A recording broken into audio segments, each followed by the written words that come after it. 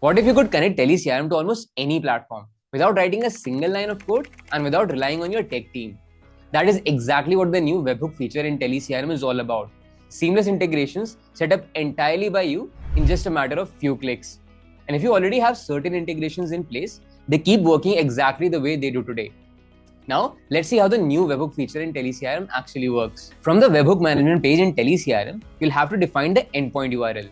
Now, this is the URL telecrm will use to receive data, and this URL has to be placed in the platform you want to integrate with. A key point to remember here, the platform must support webhooks. If it doesn't have the option to enable a webhook, this form of integration will not be possible. Now, you'll have to map all the relevant data fields in telecrm.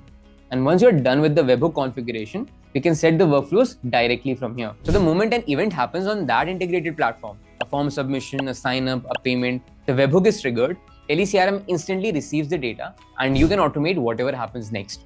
You can create or update the lead field, assign it to a sales rep, add it to a campaign, trigger lead scoring, notify your team members about these leads, or even run drip marketing sequences based on your needs. You already know how complex automations work in telecrm. With the new webhook feature in telecrm, integrations have become effortless. You no longer need the tech team or APIs, and setting up workflows is easier than ever.